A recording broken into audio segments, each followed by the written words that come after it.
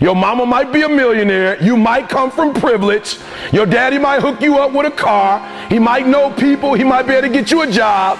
But you will not outwork me. I'm a champion. We as a champion, we ain't trying to cut corners.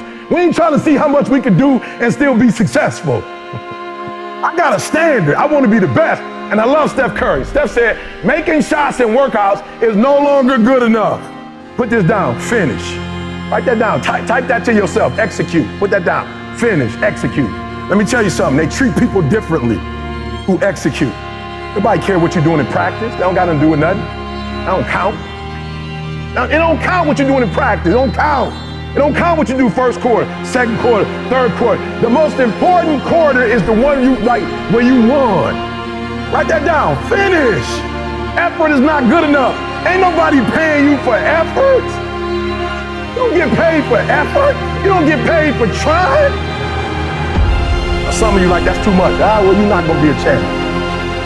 Going up against other champions, you think you're gonna get 50%? You think you're gonna get 70%? You think you're gonna get 80? I watch y'all. Y'all good, but you need to be great in this league too.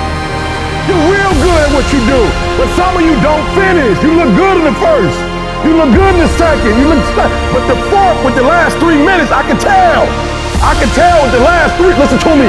The real beast is the last 4 minutes. The real beast is when their legs give out. The real beast when they tired. The real beast find a way to pull something out when nobody else ain't got nothing. You have to make a decision that nobody will outwork you.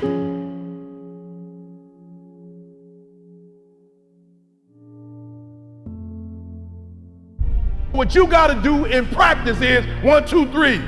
In practice. Not in the field. That's just, some of y'all, that's your problem. You think that you can dominate when the lights come on. If you can't dominate in practice, you can't dominate when the lights come on. I get up every morning at 3 o'clock. I dominate at 3 o'clock in the morning. I dominate when everybody's asleep. I dominate at 4 in the morning, 6 in the morning. At 8, I go back to bed. Why? Because y'all just getting up. I dominate in the dark. I dominate when nobody sees me. So I dominate in the light because I dominate in the dark. I'm just being real. MJ didn't have a game 7. It didn't matter if he was in Utah, he was in Chicago, if he was in Wisconsin, like the Bucks, it didn't matter.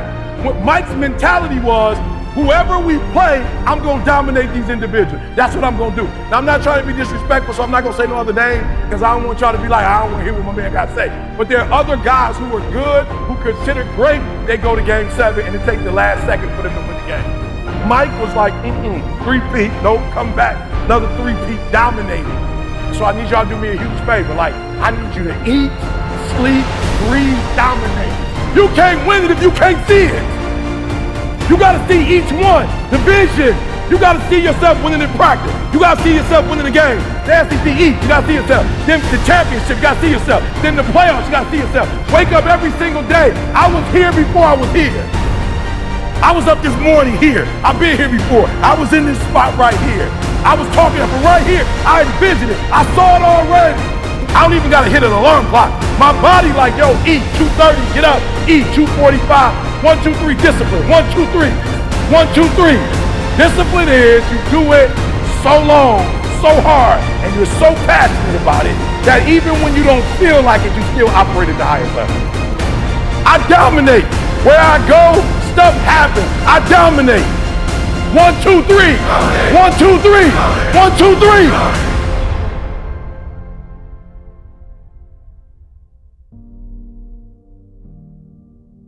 A real man in the dark, when nobody's watching, he putting in work.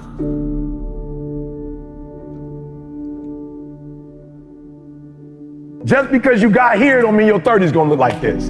And your 40's gonna look like this. And your 50. I mean, I wish if you played in the NFL, I wish that whatever your best day was, your best year was, you could just like capture that and that'd be the rest of your life. But unfortunately, a lot of dudes made a lot of money broke. Most of the people who lost 30 million in 1 year, you don't get another year to make another 30 mil. If you know you're not gonna be here forever, then you're gonna treat how long you're gonna be here differently.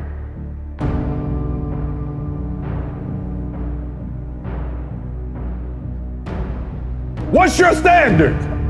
I don't care what it is, but what is your standard? I got some standard. I've been waking up at 3 o'clock in the morning and praying to God since I was 19 years old. That's a non-negotiable. Every morning at 3, I'm up. I'm the best in the world as a speaker, not because I'm the best, but I'm the best because every day I put God first.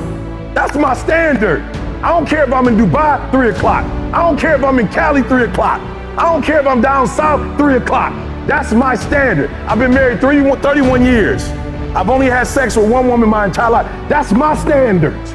I'm not telling nobody else to do that, but my old dude wasn't in my life because he was running around having sex with everybody. I got siblings I don't even know. I just met my niece for the first time. She's 24 years old. So I'm like, I'm not doing what my dad did. My dad a high school dropout. I went and got my GED, then I got my 4-year degree, then I got my master's degree, then I got my PhD. And I ain't smart, but I set a standard so when my kids came in this world, their mama got a master's, their daddy got a PhD, they at least got to finish high school. I set a standard. Multi-millionaire as a speaker from the bottom up. I set a standard.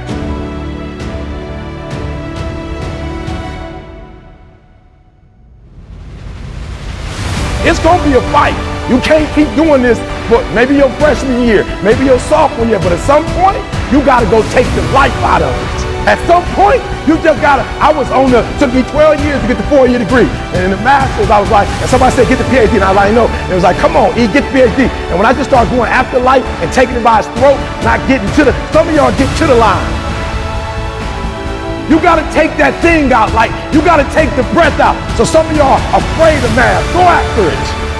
Go get it. Don't run from it no more. Go get it. You go in there and go get that grade. You go in there and get that information so you can pass that class. You ain't got the money to go to school. You go write those letters and you go knock on those doors. Don't be scared.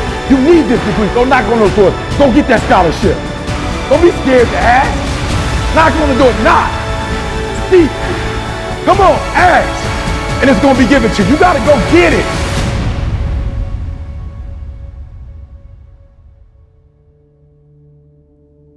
What do I want to be doing in my 30s, my 40s, my 50s, my 60s?